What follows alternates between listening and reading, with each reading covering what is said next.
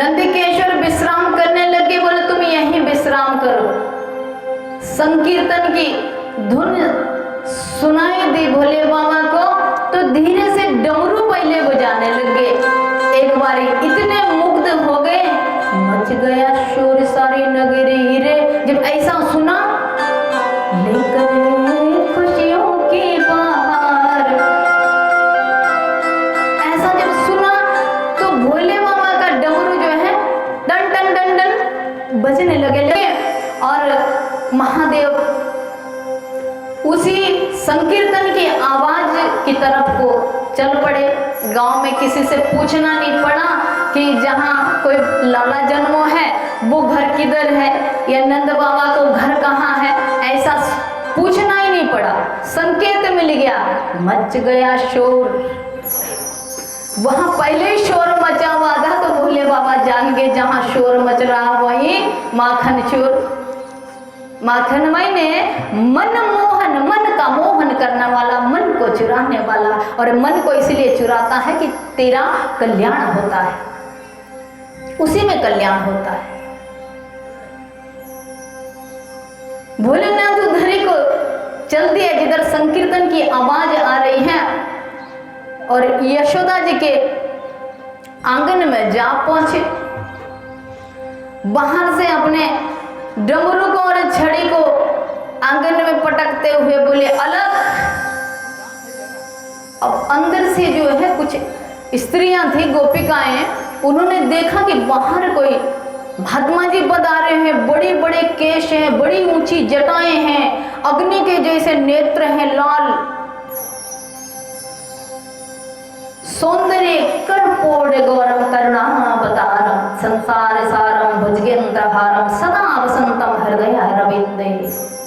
ऐसा उनका सौंदर्य है, करुणा के वो सिंधु है, और कपूर जैसा उनका वर्ण श्वेत गोरे रंग। ऐसे भोलेनाथ। एक दो गोपियों ने यशोदा मैया से कहा, मैया कोई साधु आए हैं बड़े अनोखे से।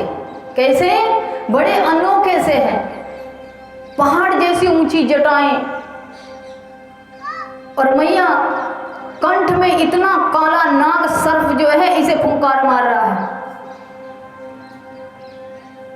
क्योंकि कन्हैया के उत्सव में यशोदा मैया भी यहाँ वहां किस किस की बात सुन रही है। कन्हैया को गोद में ले रखा है। एक गोपी को भेजे, बोले बाहर जाके जा, उसको भिक्षा दे के यहाँ संत को भिक्षा देना, आंगन में साधु आए हैं जरूर भिक्षा देना, जो भी बन पड़े साधु को भिक्षा दे दे। बोले जा जल्दी से जा कुछ और ठीक ले जाना, जो उसको चाहिए वो दे देना। दो गोपियां गई। कितनी? दो गोपियां गई और बाबा को प्रणाम किया। बोले महाराज प्रणाम आपको, तो आपको क्या देना है, क्या चाहिए आपको? बाबा ने कहा हमें तो कुछ नहीं चाहिए, हमें वो जो लाला जन्म हो ना वहां को दर्शन चाहिए। गोपियों ने कहा हम आपको कुछ भिक्षा देना चाहते हैं। बोले वही भिक्षा चाहिए, हम वो लाला को दर्शन करना चाहते हैं। अब गोपियां भीतर आई, यशोदा मैया से कहा कि मैया ये जो संत जी पधारे आंगन में वो बड़े अजीब साधु हैं। एक तो वो किसी भी साधु से मेल नहीं खा रहे हैं फिलहाल, तो इतने ऊंचे और काला सर्प, इतना काला नाग कंठ में पहने हुए, कंकण भी जो है सर्पों का पहना हुआ है, कंठ में रुद्राक्ष और मुंडों की माला है, और नेत्र ऐसे लग रहे जैसे 3 नेत्र हैं उसके, 2 नेत्र नहीं है। बोले उसके तो 3 नेत्र हैं उस साधु के, हैं 3 नेत्र हैं। बोले हाँ, और नेत्र भी ऐसे हैं जैसे सूरज चमक रहा है, इतने तीव्र नेत्र हैं। ऐसा साधु हमने कभी देखा नहीं मैया रे। हमको तो ऐसे लगता है जैसे भगवान शंकर का रूप है, इस तरह का यह साधु है। क्योंकि ये गोपिकाएं कोई और नहीं, ये सब संत थे। किसी और को कोई और ऐसा प्रेम भगवान से कर ही नहीं सकता है। प्रेम, जो प्रेम साधक करता है वो प्रेम कोई दूसरा नहीं कर सकता है। क्योंकि उनके पास से सब कुछ लुट जाता है, सब कुछ छूट जाता है संसार का। सिर्फ ईश्वर का प्रेम रहता है और ईश्वर का प्रेम प्योर होता है। कैसा होता है? प्योर, प्योरिटी होती है उसमें, वो साधु के पास होता है। तो प्रेम अगर ढूंढो, प्रेम अगर पाना, तो प्रेम कहीं और नहीं, प्रेम तो भगवान के भक्त के पास, साधु के पास होता है। वो जानती है। यशोदा मैया ने इनकार किया। अब ये कार्यक्रम भी आप चलाते रहो अपना, लेकिन कथा को ध्यान से सुन लो जरा, क्योंकि आपकी कथनी करनी आ रही है इसमें।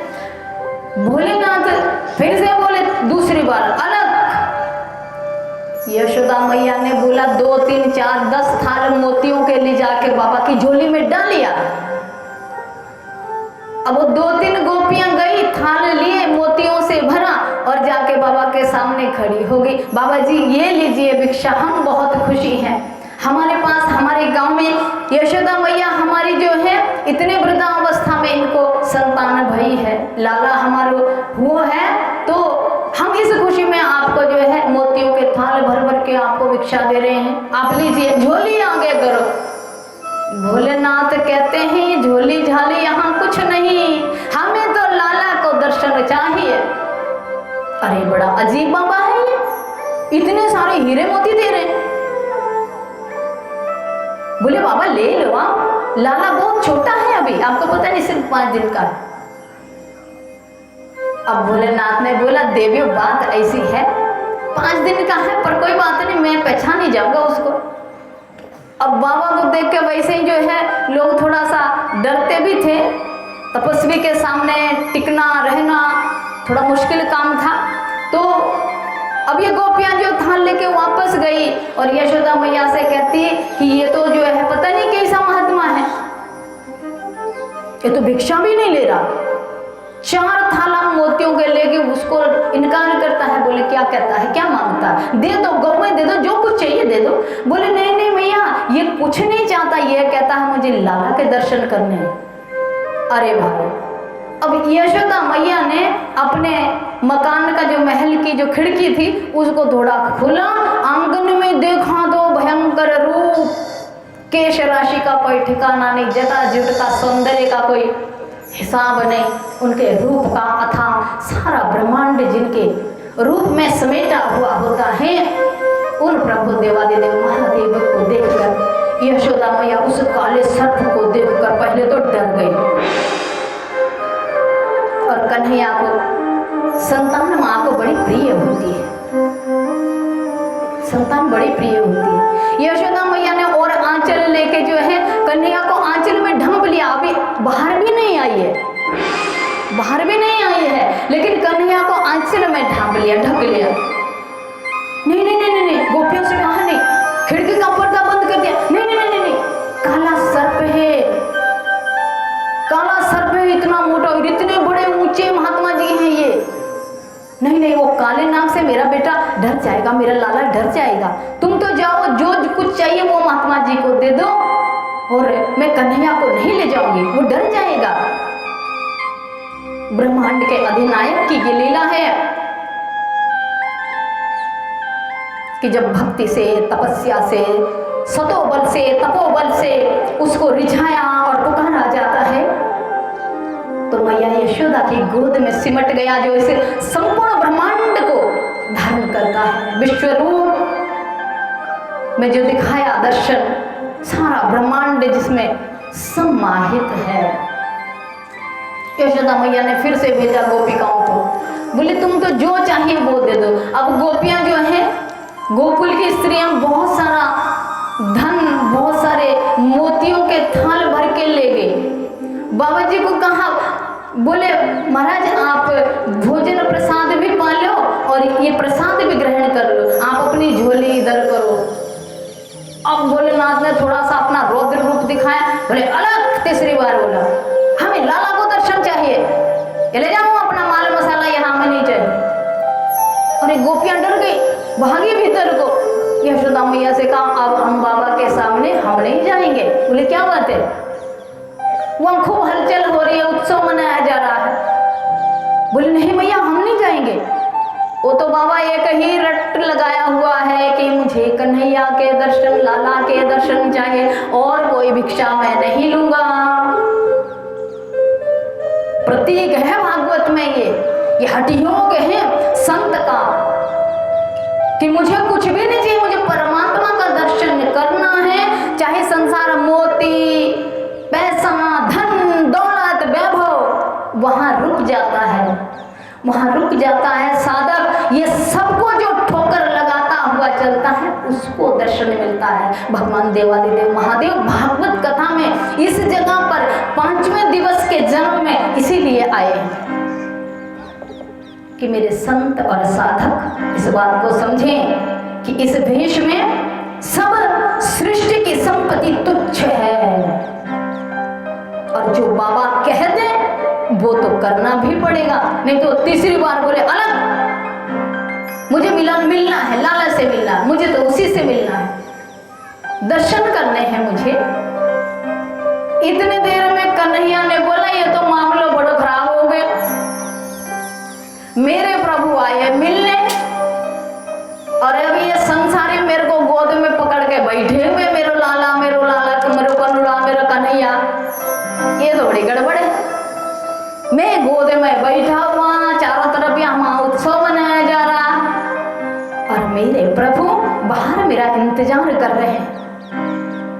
ठाकुर जी को बर्दाश्त नहीं हुआ, लीला रच दी, जोर से रोना चिल्लाना शुरू कर दिया, हाय हो ही जोर जोर से रोना शुरू कर दिया। यशोदा मैया डर गई, सारी गोपिकाएं डर गई कि अरे लाला को क्या हो गया, तो रोने लग गया। कोई कहती मैया इसको नजर तो नहीं लग गई है, एकदम से कैसे रोने लग गया। कोई कुछ कहता, कोई कुछ कहता, कोई कुछ कहता। ये संसार की प्रक्रिया चलती रहती है, लेकिन भक्त और भगवान का जो कार्य हो वो भी चल रहा है। लीला कुछ और है, करते कुछ और है और दिखता कुछ और है, समझो। बोले अच्छा, अब देखो संसार कितना स्वार्थी। एक गोपी ने कहा मैया ठीक हुआ, ये इतने जोर से लाला जो आंखें मीच दिया है और इतने जोर से रो रहा है और ये तो अब टांगे पटक रहा, जोर जोर से, छोटा बच्चा रोता है ना कभी, जोर जोर से बोले टांगे पटक रहा है, पालने को तोड़ने की कोशिश कर रहा है, पालने में लात मारा, 5 दिन का शिशु है जो कि पालने को तोड़ दिया, मुकुट फेंक दिया है, जो गोपिकाओं ने श्रृंगार किया वो भी नोच दिया, सब कुछ फेंक दिया। बोले बहुत क्रोध हो गया है लाला, नजर लग गई है, सच्ची में ऐसा कुछ नजर का असर हो गया। अब एक गोपी ने कहा मैया ऐसा करते हैं ना, हम बाबा को रुष्ट नहीं करते। अच्छा तो हुआ, इधर कन्हैया को नजर लगी, उधर हमारे आंगन में बाबा जी आए हैं, बाबा जी के चरण पकड़ लेते हैं। इन बाबाओं के पास तो तंत्र मंत्र होता है, छू मंत्र कर देंगे, नजर अभी भगा देंगे, ले चलते हैं कन्हैया को। देखिए संसार कितना स्वार्थी। अभी बाबा के सर्प से, बाबा के रूप से डर लग रहा था और जब अपनी बारी आई दुख की कि हमारा बच्चा परेशान है, हमारा बच्चा दुखी है, हमारा बच्चा संकट में, अब बाबा के पैर पकड़ लो। हरि बोल, बोलना पड़ेगा एक बार, जोर से बोलो हरि बोल, हरि बोल। ये संसार का व्यवहार है।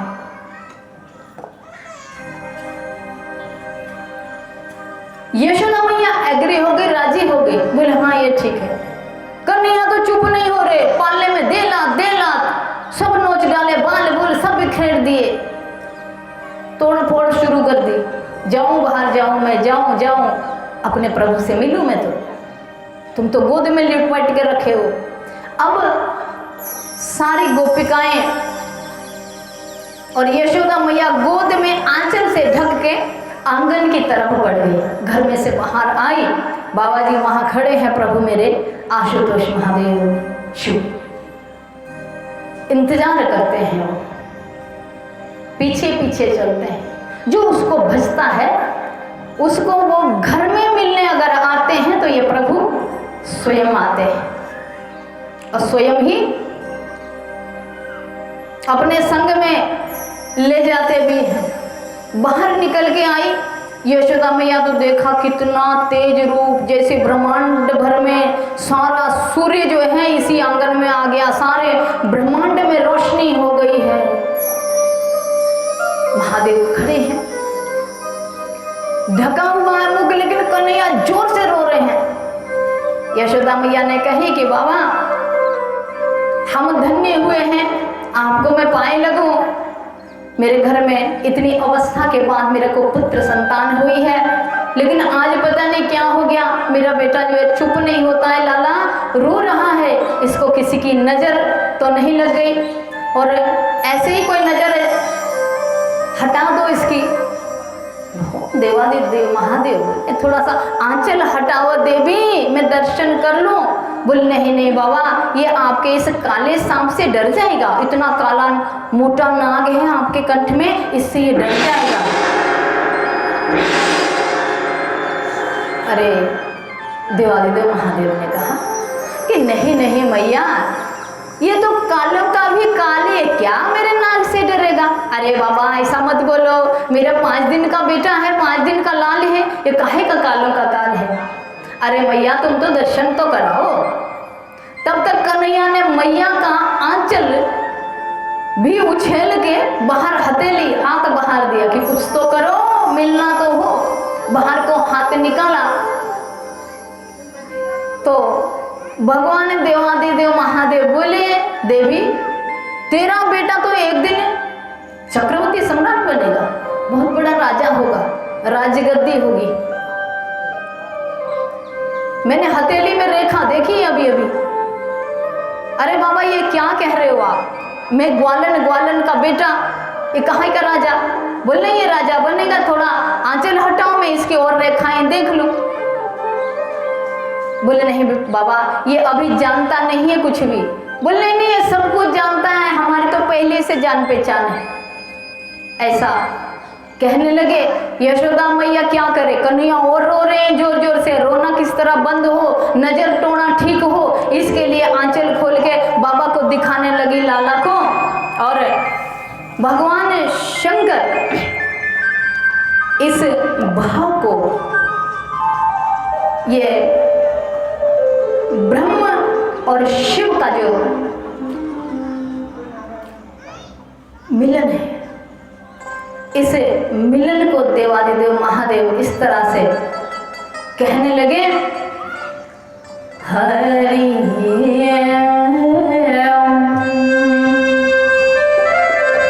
कैसी माया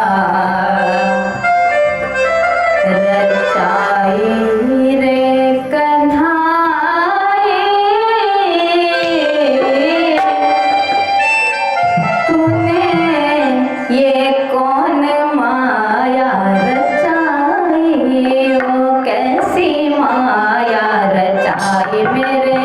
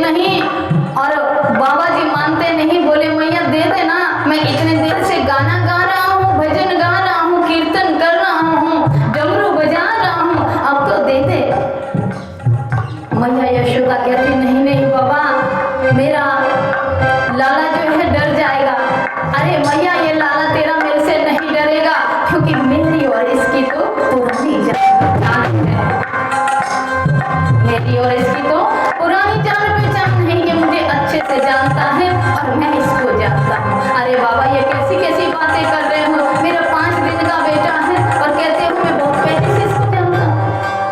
नहीं बाबा ये कुछ नहीं जानता, बहुत छोटा है। बोले दे दो दे दो। अब कन्हैया ने जोर का चीखना शुरू किया। जब जोर से चीखने लगी तो मैया यशोदा को थोड़ा सा लालच आ गया कि कुछ ज्योतिष शास्त्र भी बाबा जानते हैं, हथेली की रेखाएं भी अभी देख के बताया था। तो बोले बाबा ये लो थोड़ा सा ध्यान से संभालो मेरे बेटा को और इसका भाग्य भविष्य तो बताओ जरा।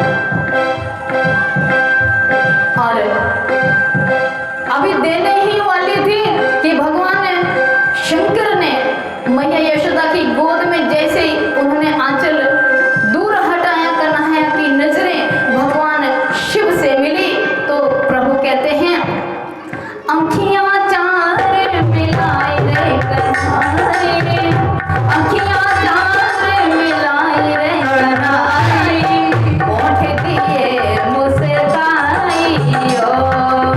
होठ दिए मुस्काइयो, होठ दिए मुस्काई रे कन्हैया, कैसी माया तू रचाई, कैसी माया रचाई रे कन्हैया, कैसी माया रचाई हो, ऐसी माया रचाई मेरा साया, ऐसी माया रचाई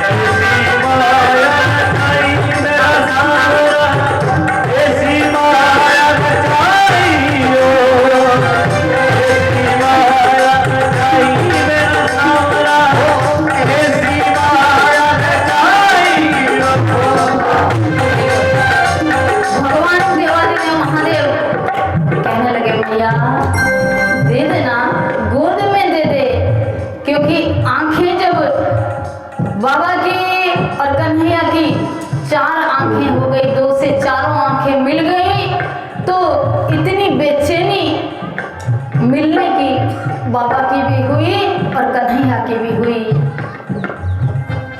भगवान शंकर ने स्वयं हाथ आगे किए, बाबा ने बोले मैया दे दे दे दे,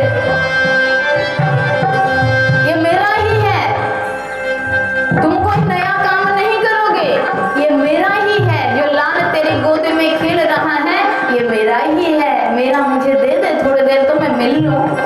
अब यशोदा मैया ने जैसे तैसे हिम्मत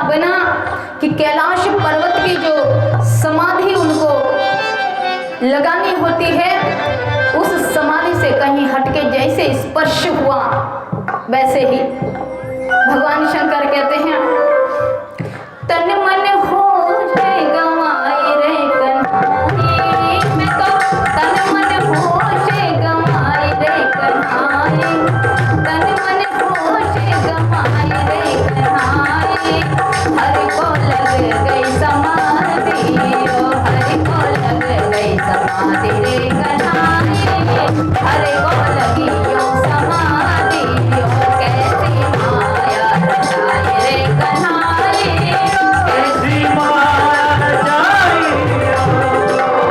ऐसी माया रचाई मेरा सामना, ऐसी माया रचाई।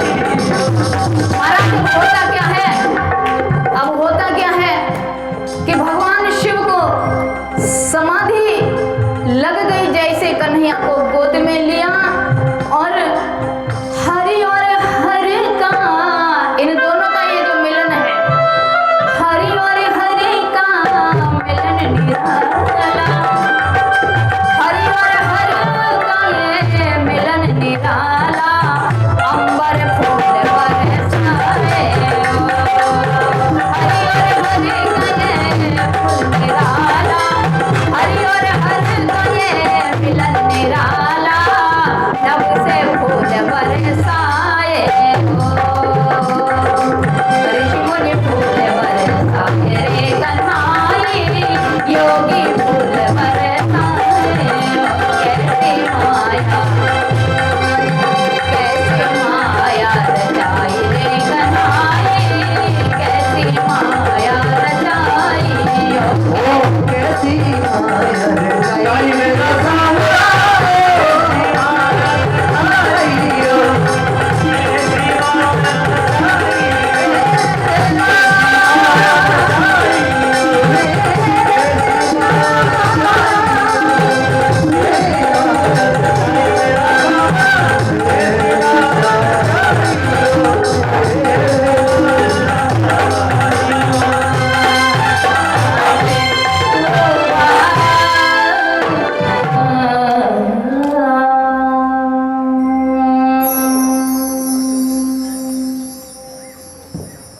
महाराज, जिस समय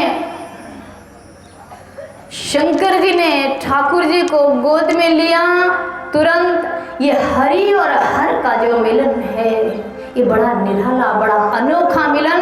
इसमें क्या हुआ, दोनों सुध-बुध गंवा दिए, ना ठाकुर जी को होश रहा और ना भोले बाबा को होश रहा, दोनों ने सुध-बुध गंवा दिए और समाधि लग गई। गोपियां और यशोदा जी सन्न रह गई कि ये क्या हो गया मेरे कन्हैया को। तत्काल ही निंद्रा आ गई, 1 घंटे से रो रहा था, चिल्ला रहा था। सब गोपियां यशोदा सहित जो है बाबा के चरणों में दंडवत प्रणाम करने लगी। बोले बाबा मेरे लाला के साथ साथ आप भी तो शयन करने लगे, आपको निंद्रा आ गई है क्या? जगाने लगे, जागो बाबा जागो, आप तो जो है फल पाओ, प्रसाद पाओ, मेरा बेटा चुप हो गया है लेकिन ये तो सो ही गया है, जागो आप। भगवान देवादिदेव महादेव ने कहा, देवी तुम्हारा पुत्र ये चक्रवर्ती सम्राट एक दिन बनेगा, इस संसार से, इस धरती से, इस पृथ्वी से बहुत से पापियों का ये विनाश करेगा और सारा संसार इसे कान्हा, कन्हैया, गिरधारी, बनवारी, सांवरो, समरिया, श्याम, मोहन, हजारों नामों से इसको लोग याद किया करेंगे।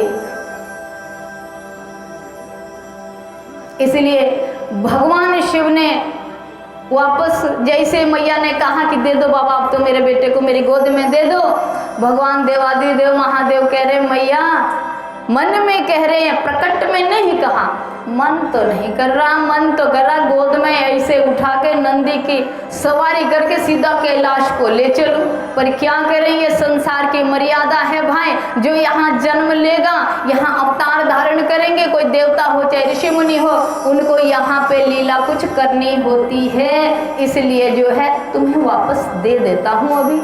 तो ठाकुर जी को यशोदा जी के गोद में दिया और यशोदा जी बड़ी प्रसन्न हुई।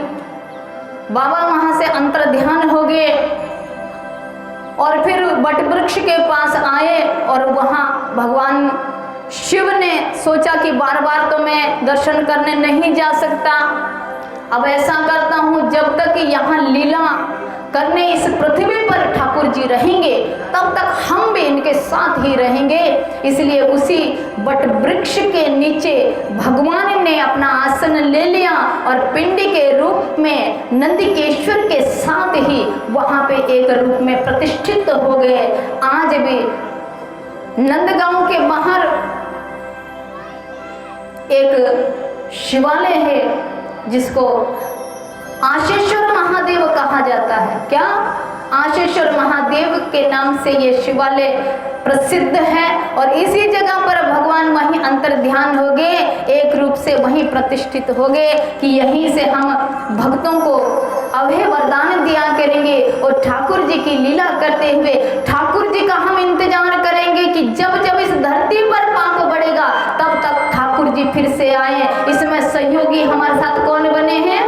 भोले बाबा बने हैं, भोले बाबा बने हैं, संत बने हैं, संत भगवान की जय हो।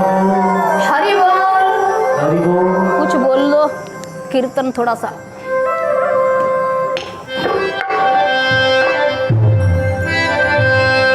टाइम क्या हुआ? श्री कृष्ण गोविंद हरे मुरारी, हे नाथ नारायण वासुदेव।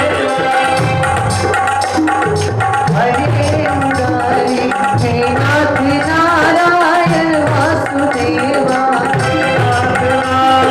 हे नाथ नारायण, हे नाथ नारायण वासुदेवा।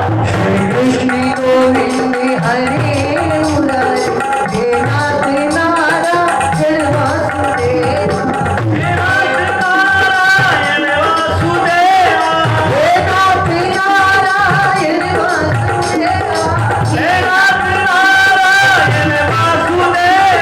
हे नाथ नारायण वासुदेवा। हे नाथ नारायण वासुदेवा। हे नाथ नारायण वासुदेवा। कृष्ण गोविंद हरे मुरारी, हे नाथ नारायण वासुदेवा। हे नाथ नारायण वासुदेवा। हे नाथ नारायण वासुदेवा। हे नाथ नारायण वासुदेवा। हे नाथ नारायण वासुदेवा। हे नाथ नारायण वासुदेवा। हे कृष्ण गोविंद हरे मुरारी, हे नाथ नारायण कृष्ण गोविंद हरे मुरारी, हे नाथ नारायण वासुदेवा। हरे कृष्णा कृष्णा कृष्णा कृष्णा हरे कृष्ण गोविंद हरे मुरारी, हे नाथ नारायण वासुदेवा। कृष्ण गोविंद हरे मुरारी, हे नाथ नारायण वासुदेवा। हे नाथ नारायण वासुदेवा। हे नाथ नारायण वासुदेवा। हे नाथ नारायण वासुदेवा।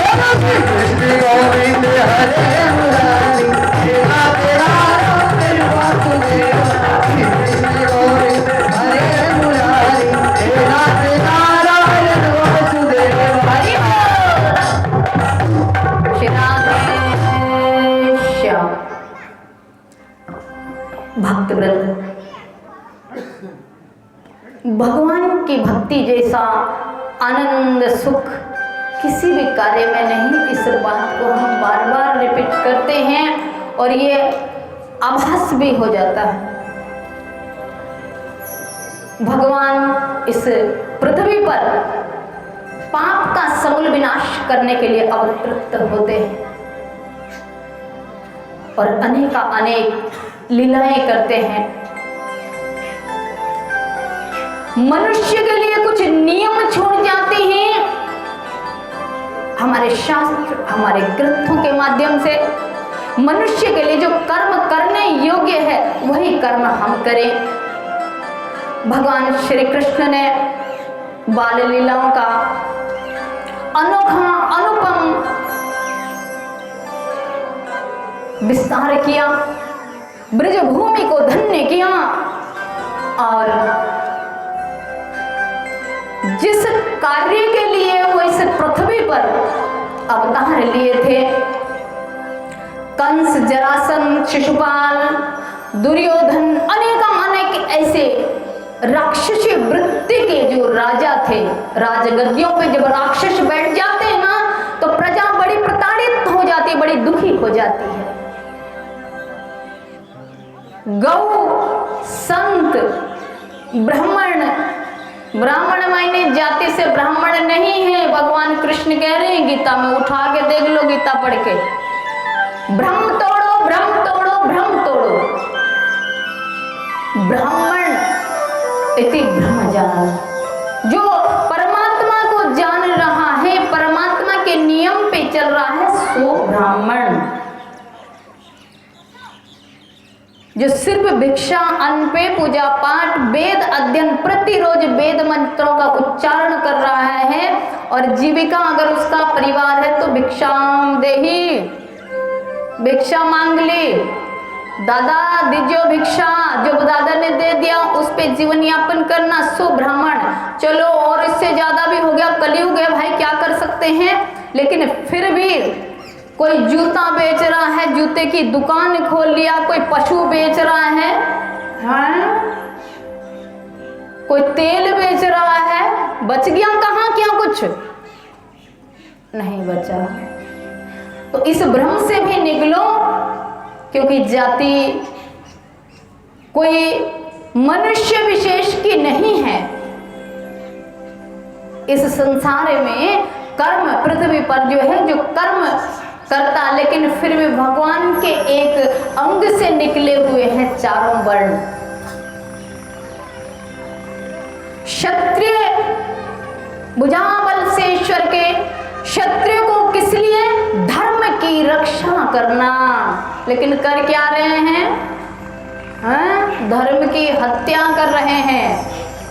पहचानो, खुद को पहचानो, तब बोलो मैं राजपूत हूँ, मैं ठाकुर हूँ, मैं फलाना हूँ, मैं अलाना हूँ। अरे काहे के राजपूत रे, काहे के ठाकुर? मुझे तो मेरे ठाकुर के अलावा ठाकुर ही नजर नहीं आ रहे हैं कहीं। अगर ठाकुर हैं तो ठाकुरों वाला वर्क करो, बहुत जरूरत है अभी ठाकुर शब्द की। धर्म पतन नहीं होता, राष्ट्र पतन होता है, समाज का पतन होता है, नगर का पतन होता है, ग्राम का पतन होता है, परिवार का पतन होता है, और वही हो रहा है। तो ठाकुर लोग कहाँ बैठे हुए हैं? और हमारी राजस्थान भूमि, ये तो राजाओं की, क्षत्रियों की भूमि है, शूरवीरों की भूमि है, वीरांगनाओं की भूमि है, तपस्वियों तपियों की भूमि है।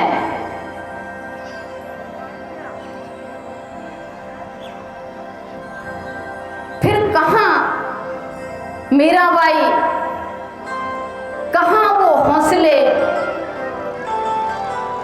कहां वो राजपुताना, ब्लड कहां चला गया है? इस समय देश बहुत संकट में है। कलयुग का दूसरा नाम गुप्त युग भी है। ये भागवत जी कह रही है। गुप्त युग मायने जो भी काम करेगा चुप चुप के गुप्त रूप से, क्षति पहुंचाएगा पीठ के पीछे, तुम्हारे साथ ही रहेगा, गुप्त रूप में षड्यंत्र करके तुमको नुकसान। पहले युगों में क्या होता था? युद्ध होता था आमने सामने। महाभारत का युद्ध आएगा, महाभारत का युद्ध हुआ, दिन में युद्ध करते, सूर्यास्त के बाद सारे एक साथ भोजन करता, मैदान में लड़ते थे। मैदान में लड़ने वाले क्षत्रिय कहाँ चले गए? मैदान में बुलंद आवाज में बोलने वाले वो क्षत्रिय कहाँ चले गए? फिर भी कहते हो आप लोग कि हम राजपूत हैं। सोचो, विचार करो। अगर विचार करोगे तो आपके भीतर से वो ब्लड की जो धाराएं हैं, जो किसी क्षत्राणी का दुग्ध का पान आपने किया है और इस क्षत्रिय भूमि पर आप प्रकट हुए हैं, तो कुछ चीजें, कुछ तरंगे तो आपके भीतर उमंग वो उठेगी तो सही कि हमें अपने धर्म की पालना करनी चाहिए, हमें अपने धर्म का विस्तार करना चाहिए, हमें सनातन धर्म की इस ध्वजा को पवित्र करके चारों तरफ लहराना चाहिए। क्या ये आपका कर्तव्य नहीं है? फिर भी कहते हो कि हम क्षत्रिय हैं, लड़ते रहते हो। अरे अगर लड़ना है, लड़ाई आपको इतनी प्रिय है, आप खूब लड़ना जानते हो, खूब आप में भुज बल है, वाणी बल है, धन बल है, मन बल है, तो सीमाओं पे रक्षा करने के लिए अपने पुत्रों को नियुक्त क्यों नहीं करते? या उन दुष्टों को, जो दुष्ट देश में, इस राष्ट्र में धर्म के नाम पर छिन्न भिन्नता कर रहे हैं, तब तो आप कुछ नहीं बोलते हैं। आप कहते हैं हम राजपूत हैं। देश आज संकट में है। कौन सी कथा भागवत की आप सुन रहे? भागवत में क्या लिखा है? भागवत क्या कह रही है? उठो, जागो।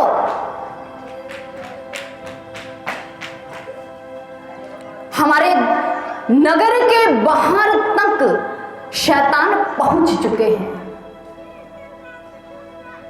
और आप सोच रहे मेरे घर में घुसेंगे तब देखी जाएगी।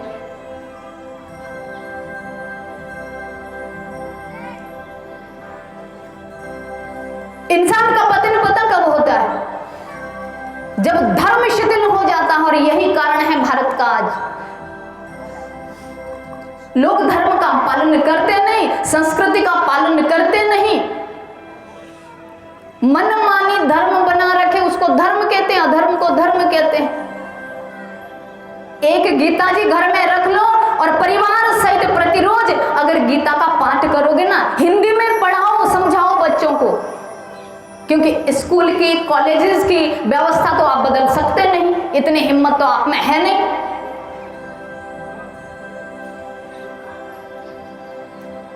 बच्चों को पढ़ाई के हवाले छोड़ रखा है और बच्चे जो है क्या सीख रहे हैं? पढ़ाई कौन सी? हमारा क्या एजुकेशन है देश में? शिक्षा नीति क्या रह गई है? एक व्यापारी को लाके खड़ा कर देते हैं और वही तुम चाहते हो, नौकरी मिल जाए, नौकरी मिल जाए, नौकरी लग जाए, नौकरी लग जाए, बस इसके अलावा और कुछ भी पता नहीं कि संस्कार बन जाए, इंसान बन जाए, मनुष्य बन जाए, ठाकुर बन जाए। अगर ठाकुर का पुत्र है तो धर्म की रक्षा करो, धर्म का विस्तार करो, धर्म का सर्जन करो, गौ का पालन करो, गौ की हत्या रोको। हरि बोल। एक संतान तो बेटा या बेटी, एक संतान तो ऐसी बना के राष्ट्र को नियुक्त कर दो जो देश और धर्म की रक्षा के लिए ही ऐसा सिपाही एक तो पैदा करो, एक तो बनाओ, बाकी दो चार अपने पास रख लो, जैसा आप चाहते हो वैसे रखो। इतना भी नहीं कर सकते धर्म के लिए, फिर क्षत्रिय कहां से हुए? अब ब्राह्मण कहते हैं ब्राह्मणों की पूजा करो, हरि बोल। सन्यासी हो तो बात सत्य, जो वेद और शास्त्रों की बात है, जो सत्य बात है वही कह रही। ब्राह्मण कहते हमारी पूजा करो, लाओ इतना दे दो, ये कर दो, वो कर दो। ब्राह्मण का काम क्या है? भ्रमित करना ब्राह्मण का काम नहीं है। हमारी गीता जी क्या कह रही है? अगर आपको कुछ बात समझ में नहीं आती, कोई भ्रम ही है, आपको भ्रम तो है, एक ही मैं प्रार्थना करती हूं आप लोगों से, गीता की एक एक पुस्तक अपने पास रखो, शाम को या सुबह को जो भी आपका समय मिलता है, अपने परिवार को गीता का एक अध्याय रोज सुनाओ। नहीं गुरुजनों के पास समझ में आती, वहां भी जाते हो तो यही है, बाबा जी हमारा कारोबार वहां अटका हुआ, बेटे को नौकरी, बेटे का फलाना, बेटी का फलाना, इन्हीं रोने में रह गए हो। क्या करोगे फिर? अभी महामारी का कहर जब टूटा था समझ में आया नहीं? अभी भी नशे में सारे बेटा बेटी तो समाप्त हो गए हैं। भागवत जी कह रही अपने अंदर ऊर्जा रखो, धर्म को समझो, भक्ति को समझो। भागवत जी ये कह रही है। बोलिए सच्चिदानंद भगवान की जय हो।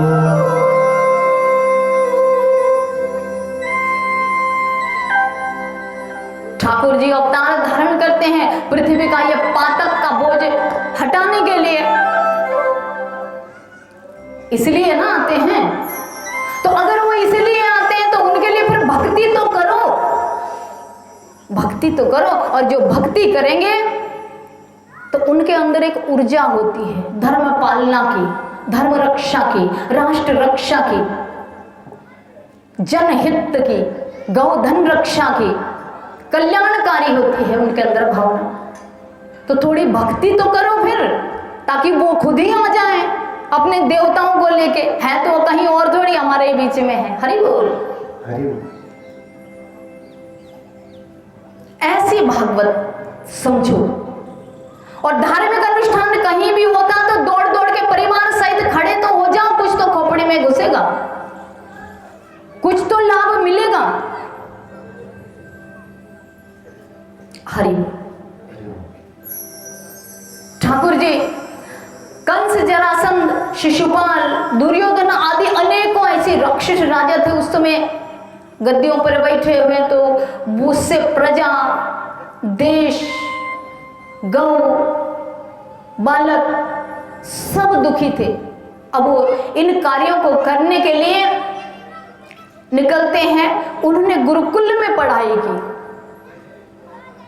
मध्य प्रदेश उज्जैन नगरी में सांदीपनी ऋषि आश्रम को आप लोग जानते होंगे, जो वहां गए हैं आज भी वहां पे दर्शन करने को मिलता कि यहाँ सांदीपनी ऋषि के पास जाके ठाकुर जी, भगवान स्वयं भी जन्म लेता है तो भी संत के पास जाके कैसे रहना है, कैसे उठना बैठना, क्या खाना क्या नहीं खाना है, और कैसे बोलचाल रखनी है, क्या पहनना है क्या नहीं पहनना है, क्या त्याज्य है क्या ग्राह्य है, माने क्या जो है त्याग करने योग्य है संसार में और क्या ग्रहण करने योग्य, किसके लिए, मनुष्य के लिए, वो सीखने के लिए, संस्कार सीखने के लिए, वेदाध्ययन सीखने के लिए। तो भगवान भी जब अवतार धारण करते हैं वो भी ऋषि मुनियों के पास जाके संत के चरणों में जाके गुरु की सेवा करते हैं और ग्रंथों के, शास्त्रों की विद्या को धारण करते हैं और सदैव गुरुजनों का आशीष अपने साथ में लिए चलते हैं। हरि बोल। ठाकुर जी ने इस भांति से अपने जीवन में ये जो लीलाएं की, ये आप सबों, हम सबों को कुछ देने के लिए संस्कार उन्होंने किए, इसलिए उन्होंने ये रीति बनाई। कहीं ये तो लिखा नहीं है कि तुम अपने आप ही बोलते हमारे बुजुर्गों ने ये रीति बनाई थी तब से ये रीति चल रही। ऐसी रीति चलते चलते चलते पता कहां जा गई, कुएं के पास पहुंची हुई है। भीड़ के भीड़ पहुंच जाती है, बोले शिविर लगा है। कहाँ, कहीं का शिविर लगा जी महाराज, ध्यान से सुनना मेरी बात को, आंखें खोल लो, माताएं भी खोल लें, सभी देखो ध्यान से बात को, पढ़े लिखे विद्वान जितने भी है, छोटे बड़े जो भी है वो ध्यान से सुने। कहीं का शिविर लगा महाराज, बोले ध्यान योग की कक्षा चलती है। अच्छा जी, बहुत अच्छी बात है, सारे परिवार के सहित परिवार भागेंगे, चाहे गुजरात में, अहमदाबाद में लगा हो शिविर, सारा राजस्थान भागेगा, चाहे जयपुर, उदयपुर, अनन्य बड़ी सिटी में लगा, भागेंगे सारे गांव गांव से, चलो चलो तुम तो जल्दी। बड़ा ही गुरुजी आ गया, बड़ा ही गुरुजी आ गया, जो गुरुजी पास में वो तो दिखाई दिए नहीं कभी, बड़ा ही गुरुजी आ गया। क्या होगा, बोले ध्यान कक्षा चलेगी, सारा संकट दूर हो जाएगा। मालूम है क्या, पढ़े लिखे हैं आप लोग, ध्यान कक्षा कहते किसको है? ध्यान मायने पीएचडी की भक्ति। हरि बोल, जोर से बोलो जरा, हरि बोल। क्या पीएचडी की पढ़ाई जो होती है, जिन्होंने इतनी भक्ति कर ली है, तपस्या की है, उनके लिए ऐसा शिविर है। जानते हो ना भाई, पहली दूसरी तीसरी चौथी 5वीं क्लास का बच्चा कभी पीएचडी कक्षा में उसको दाखिला मिलेगा? बताएं आप, बताओ बोलो कोई। अच्छा लगेगा मुझे कि कुछ आपके समझ में खोपड़ी में कुछ घुस रहा। 5वीं क्लास के बच्चे को जिसने इतनी थोड़ी भक्ति करी और सबको ले जा रहे जिनको कभी पता नहीं भक्ति भाव का पूजा, ये धूपबत्ती घुमाना, अगरबत्ती घुमाना, ये हमारे संस्कृति का कुछ नहीं है, धर्म का अंश नहीं है, ये फॉर्मेलिटी है, ये दिखावा मात्र और कुछ नहीं। तो ध्यान कक्षा में बैठ जाते हो, क्या लेके आए? बोले बड़े ही गुरुजी आए, ध्यान लगाया। अरे ऐसा भी कहीं होता है? कौन से ऋषि मुनि ने हजारों को उतारा है भाई? कौन से ऋषि मुनि ने, मुझे नाम बता दो। उनके पास तो जाते हुए भी कांपते थे। जो तपी होते हैं उनके पास जाना भी मुश्किल हो जाता है, लेकिन जो वहां प्रवेश पा जाता है उसके जीवन का संपूर्ण संकट नष्ट हो जाता है। हरि बोल। तो इस भांति से जीवन में कुछ धारणाएं धारें। अब सारे जीवन की कथा कहानियां सुनते रहोगे तो एक आदत सी बन गई, भाई बढ़िया बढ़िया कथा सुनाते रहो, नचवाते रहो। नहीं बनेगा काम जिंदगी का इसे। भागवत जी जो कह रही है, भगवान जी तो भागवत में 24 अवतार लेके आ जाते हैं? हयग्रीव अवतार, नरसिंह अवतार, मत्स्य अवतार, बड़े बड़े ऋषि मुनियों का कपिल अवतार, अनेक बामन अवतार में कल्याण कर रहे संसार का, और आप एक भी बात कल्याण वाली समझ नहीं रहे हैं। तो फिर क्या फायदा आपके इतने टाइम से भागवत सुन रहे हो? लेकिन बार बार श्रवण करो, ये बहुत अच्छी बात है। आपका भाग्य बहुत सुंदर हुआ कि आपको कुछ जो है ऐसी कीले कान में से निकल गई। जो मैंने कथा सुनाई थी कि पुतले 2 बनाए थे, अब वो जो है भीतर को जाएगा, क्योंकि गजरा गर्दा जन्म जन्म का जो फंसा हुआ है ना कानों में, वो निकलेगा इसी से। वो निकलेगा तब हृदय में शब्द ब्रह्म उतरेगा, और जब शब्द ब्रह्म हृदय में उतरता है तो भक्ति का आनंद आने लगता है और बात समझ में आती है। वहां से अंदर से अवगुणों का कचरा बाहर निकल जाता है और गुण रूपी संपत्ति भीतर होने लग जाती है। और जब गुण रूपी संपत्ति हमारे हृदय में पधराती है तो ऐसे निर्मल जल में सुंदर कमल खिलता है। और कमल के जानते हो आप, कमलनाथ भगवान ने विष्णु उस सुंदर स्वच्छंद जल में शयन करते हैं, वो वहां प्रकट होते हैं। निर्मल मन जन सो मोहे पावा, मोहे कपट छल चेतना भावा। निर्मल मन जन सो मोहे पावा, मोहे कपट छल चेतना भावा। निर्मल मन जिसका है वही मुझे भाता है, वही मेरे पास आ सकता है, वो मेरे पास प्रवेश पा जाता है। इसलिए मन को निर्मल कीजिए, खूब संकीर्तन कीजिए और गीता का खूब पाठ कीजिए। आज से ये संकल्प ले लें आप, जो भी मुझे यहाँ पांडाल में सुन रहा है और YouTube चैनल के माध्यम से देश दुनिया में जो भी सुन रहा है, मेरा ये निवेदन है आप लोगों से, अगर आप अपने परिवार को गीता जी का पाठ एक अध्याय भी प्रतिरोज समझाओ। पहले तो खुद किसी संत गुरुजन के पास उसको समझो कि गीता का तात्पर्य क्या है। यही मुश्किल हो गई। गीता जी सब बोलते हैं, अरे जी गीता जी में ऐसा लिखा, बड़ा हंसते हैं, गीता जी में वो लिखा, लेकिन एक भी बात सबको समझ में नहीं है। गीता जी में तो एक ही बात को भगवान कृष्ण कह रहे हैं, उठो और युद्ध करो। क्या? उठो अर्जुन, तुम युद्ध करो, अधर्मियों को मिटा दो, अधर्मियों का विनाश करो, अधर्मियों को जड़ से उखाड़ दो। तो गीता जी तो यह कह रही है, और आप जो है पता नहीं 20 वर्ष के 50 के 70 से कहते हैं हम गीता जी का पाठ करते हैं जी, गीता जी पढ़ते हैं, गीता जी बहुत अच्छी है महाराज जी, गीता जी बहुत सुंदर है, बहुत अच्छी बात है। भगवान कृष्ण ऐसी सुंदर सुंदर लुभावनी बातें तो खूब करते हो, लेकिन गीता जी का अगर एक भी शब्द पल्ले पड़ जाए तो आपकी रात की नींद, दिन का चैन दूर चला जाएगा। आप राष्ट्र हित में, समाज हित में, धर्म के सर्जन में, धर्म की पालना में अपने आप ही लग जाओगे। कहीं से तो शुरुआत करनी पड़ेगी। मात्र सोशल मीडिया में हंगामा जो होता है वो सच नहीं है। भूमि स्तर पर कार्य करना पड़ेगा। दो तो आओ, कोई दो तो निकल के आओ। भागवत ये कह रही है, भागवत की रचना इसके लिए हुई है, जब देश पर, राष्ट्र पर, समाज पर, परिवार पर संकट पड़े तो हम अपनी ऊर्जा को परमात्मा से जोड़कर हम उठ खड़े हों और धर्म और देश गौ की रक्षा के लिए।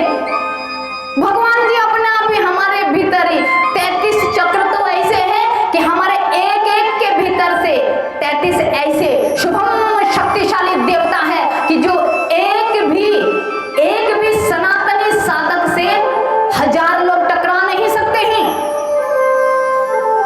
1000 लोग टकरा नहीं सकता किसी एक सनातनी से। जानते हो इस बात को? बोलते हमने भागवत सुनी, भागवत सुनी, हरि बोल। ऊर्जा परमात्मा की भक्ति से मिलती है, लेकिन वो तब तक नहीं जब तक ब्रह्म नहीं मिटेगा। ब्रह्म को मिटाइए आप। गीता जी का पाठ करें, ये मेरा निवेदन है आपसे। कुछ तो समझ में बात आएगी, क्योंकि गीता का इसलिए कह रही हूं, हमारे 4 वेदों का, 6 शास्त्र का, 17 पुराणों का जो सारा निचोड़ है, जो उसका सार है, तत्व है, जिससे कुछ रिजल्ट सामने आना है, वो है गीता जी। इसलिए भगवान श्री कृष्ण ने, कोई युद्ध भूमि के बीच में भी कोई ज्ञान की चर्चा होती है क्या? ये तो उनकी लीलाएं हैं कि अर्जुन को उन्होंने ये उपदेश दिया, यानी कि संसार को ये उपदेश देने के लिए अर्जुन तो माध्यम है। हम सब अर्जुन हैं और भगवान हम सबको बार बार कह रहे हैं कि उठो और धर्म युद्ध करो, धर्म की रक्षा करो। अगर धर्म का हनन करने वाला ऐसा कोई पापी आपका परिवार का है, आपका रिश्तेदार है, आपका मामा है, मासा है, पिता है, ससुर है, जेठ है, बड़ा है, छोटा है, आपका पुत्र है, तो उसके अंदर से भी उस राक्षस को मिटा दो। गीता तो ये कह रही है। तो हम सब जो है रोज प्रतिरोज इतने धर्म गुरु भी लगे हुए हैं, प्रतिरोज धर्म की चर्चा हो रही है, ज्ञान की चर्चा हो रही है, गली गली मोहल्ले मोहल्ले में भागवत रामायण हो रही है, लेकिन कोई रिजल्ट इतना ज्यादा नहीं निकल के आ रहा है। हमें शर्म आनी चाहिए। हम उस ब्रह्मांड, सचराचर ब्रह्मांड की जो मातेश्वरी है, जगदम्बा भवानी की हम संतान हैं। युद्ध वादे शमशान की, रणे घोरे दोषे जले वादेश, युद्ध वादे शमशान की। ऐसी जो भगवती जगदम्बा है, जो कार्य किसी के भी बस का नहीं होता, तो अंत में वो स्वयं पधारती है। लेकिन हम आगे निमित्त तो बने, और कुछ नहीं तो अगर हमारे कहीं धार्मिक अनुष्ठान हो रहे हैं तो वहां तो सब मिलके एक साथ आए और बैठे, कथा श्रवण करें, और भी जो कार्य कुछ आपके हित की बात होगी वहां पे आपका कल्याण होगा। इसमें बोलिए सच्चिदानंद भगवान की, आनंद कंद कृष्ण मुरारी की। अपने ब्रह्म को मिटाएं और अब कथा का और आप लोगों के कुछ कार्य होते हैं, उसके लिए आप बेताब रहते हो और आरती का भी समय होता है। फिर भी थोड़ी सी 2 बातें हम करेंगे, आप भी करेंगे मेरे साथ, सब मीठी तालियों के साथ। मुसाफिर जागते रहना, नगर में सोए रहते हैं।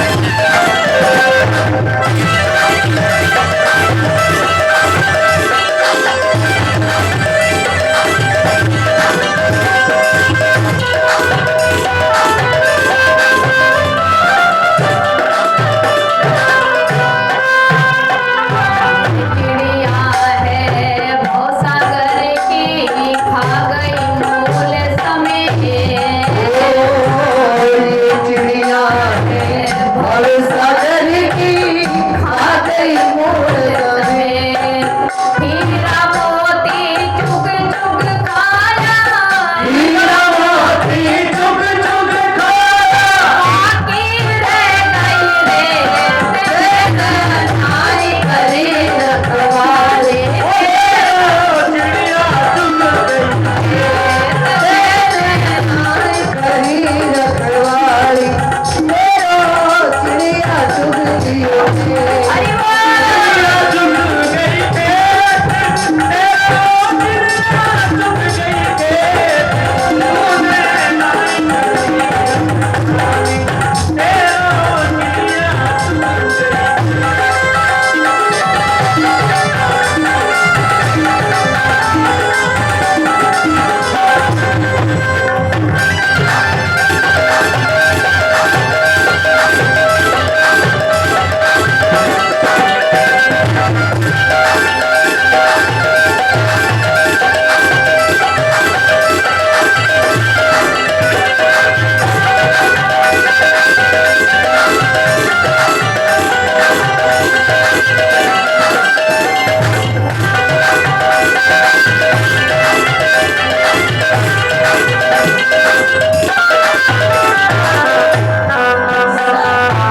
शरण मचंदर गोरख बोले छोड़ो इनसे,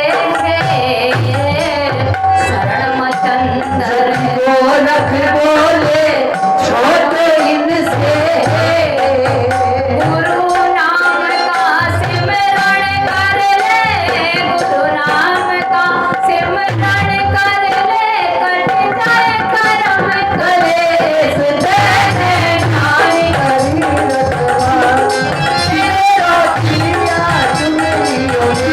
तूने नाई करी रखवाली मेरो चिड़िया चुग गई। तूने नाई करी रखवाली मेरो चिड़िया चुग गई।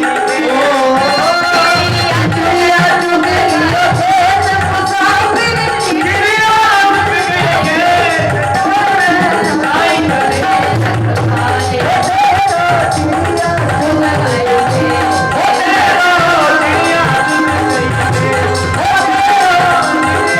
गई। मेरो चिड़िया चुग गई खेत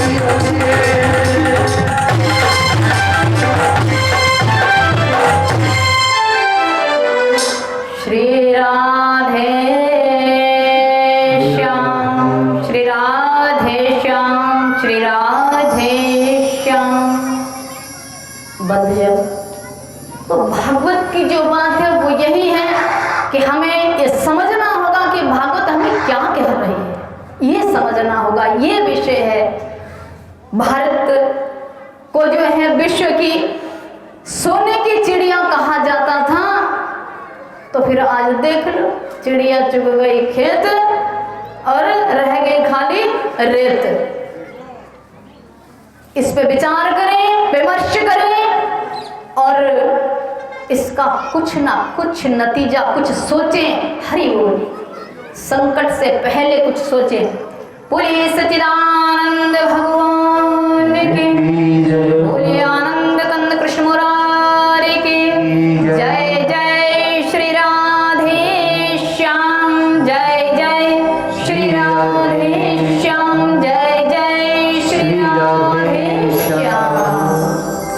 ऐसे ही ऊर्जा के साथ आप कथा पंडाल में कल अधिक से अधिक संख्या में अगर आएंगे तो जो आएगा उसी का कल्याण है। कुछ तो कुछ शब्द निकलेंगे, कुछ तो परमात्मा के ऐसे शब्द निकलेंगे जो आपके कानों से, आंखों से कहीं ना कहीं से भीतर जाएंगे तो आपका अंतरंग हिल जाएगा। भैया हरि बोल। तो सभी से निवेदन है कि आरती के लिए सब खड़े हो जाइए। सभी जन आरती के लिए खड़े हो जाइए। बोली भगवान की। हरि तेरी आरती गाऊं, आगे बिहारी तेरी आरती गाऊं, आगे बिहारी तेरी आरती गाऊं, आरती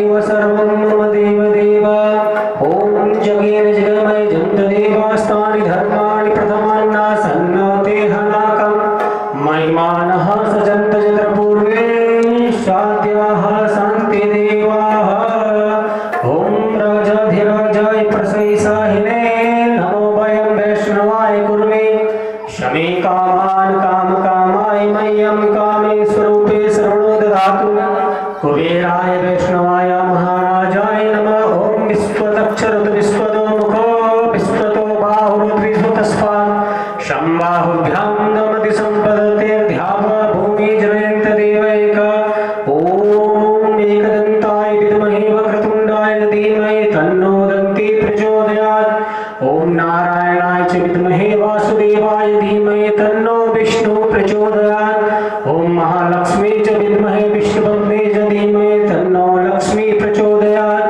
ॐ तत्पुरुषाय विद्महे महादेवाय धीमहि तन्नो रुद्र प्रचोदयात् ॐ कात्यायनी च विद्महे कन्याकुमारी च धीमहि तन्नो दुर्गे प्रचोदयात् नाना सुगन्ध पुष्पाणि यथा कालोद्भवानि च पुष्पाञ्जलिर्मया दत्तं घ्राणां परमेश्वर दिव्य मंत्र पुष्पाञ्जलिं समर्पयामि यानि कानि च पापानि जन्मान्तर्गतानि च तानि सर्वाणि नश्यन्तु प्रदक्षिणां पदे पदे नमः सर्वहितार्थाय जगदाधातये शास्त्रायों प्रणमस्ति प्रयत्नेन यागितं गतं पापं गतं दुःखं गतं दारिद्र्यमेव च आगमा सुख संपत्तिर्पुण्यहं तव दर्शनात् मन्त्रहीनं क्रियाहीनं भक्तिहीनं सुरेश्वर यत्पूजितं यादेव परिपूर्णं तदस्तु मे बोलो श्रीमद्भागवत महापुराण की जय श्री व्यास जी महाराज की जय श्री श्री